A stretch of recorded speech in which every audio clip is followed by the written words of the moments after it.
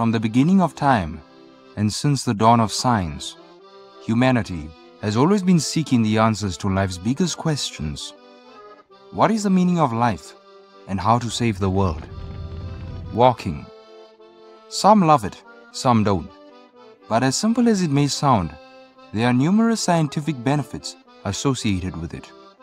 Just the act of moving one's leg has inspired many scientific theories dating back hundreds of years.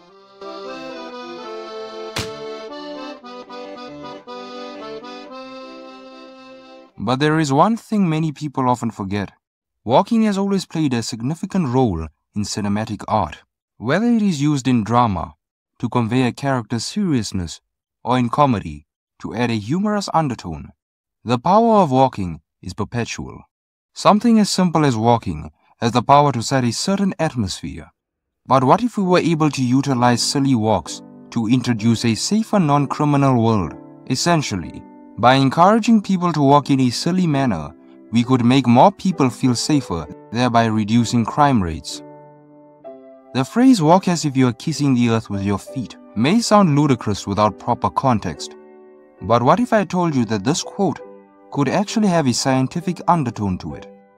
What if instead of walking normally, we could adopt a more whimsical alternative walking style? This way, walking can result in a more friendly and non-political environment. As a walking enthusiast, I was able to gather together a wealthy amount of information relating to this topic, such as a 2016 article which claimed that a silly walk saved someone's life.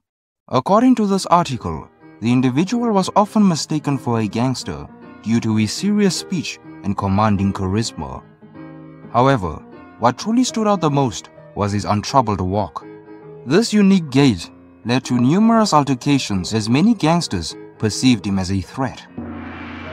But luckily enough, after slipping on a banana peel, he found himself momentarily crinkled, which affected his movement for the day. This unexpected mishap transformed his serious walk into a silly exaggerated gait. After noticing this, many gangs were astonished by his strangely laughable movement. As a result, the change in his walking style diffused the tension around him, making him appear less threatening and ultimately helped him avoid further altercations. My team and I were able to use this case in order to introduce our newfound educational center, named the Silly Walks Academy. We had planned to introduce new walking techniques, with each of them having their own unique and silly undertones. These walks would include the double scrutiny, the friendly dentist, I stepped on Dookie, just to name a few. This academy aimed to teach various students about the importance of silly walks and the effects they play in shaping our normal day-to-day habits. Ladies and gentlemen, after extensive research on this topic, I present to you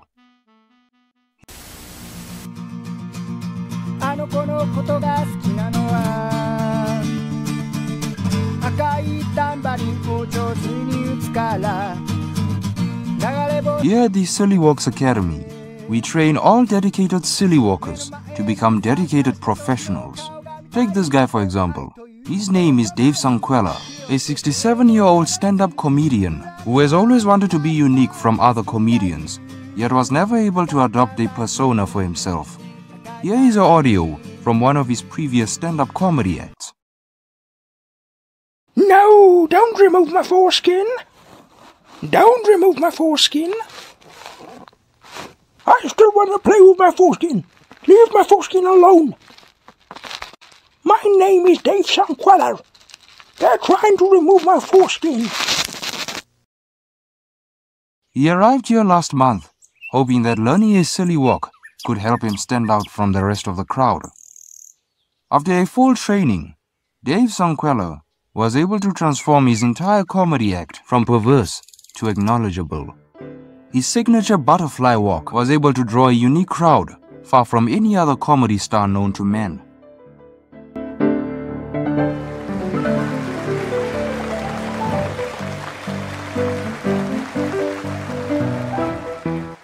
Armed with realistic proof of the power of silly walks, I was eager to get in touch with a nearby dispatch center. My hope was that the compelling evidence that we had gathered could convince law enforcement that something as harmless and ludicrous as silly walking could actually reduce crime rates. So after getting in touch with law enforcement agent Jerome Pitt, I was officially permitted to participate in a sting operation with the residing officers. The plan went as follows: convince a former prisoner that the government had granted him an opportunity to commit one more crime within 24 hours, with the target being a 48-year-old college professor named Gerald Watkins. Once he had fell for our trick, our decoy would step in, pretending to be the target. And once spotted, he would hit one or two of our silly moves, hoping that would make him so uncomfortable that he thought he had targeted the wrong guy. The plan took 2 weeks of preparation, as we had to deal with ongoing traffic and countless people who would potentially stand in our way and file a police report. So after 3 weeks of reenactment and worries, we had finally been able to pull it off.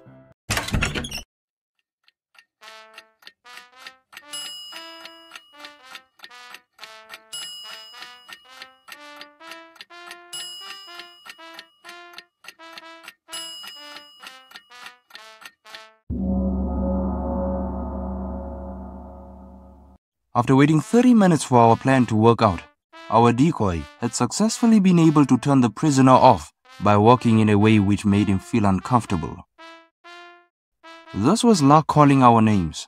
I was able to use this footage to present it to our city's upcoming mayor, who we had paid to publicly testify about our new experiment.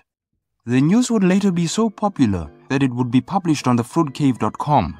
Later that week, our academy had become known all around the world. I was more astonished when more people started to show their support by mimicking our silly walks. Our hard work and dedication had substantially proven that silly walks could indeed save the world.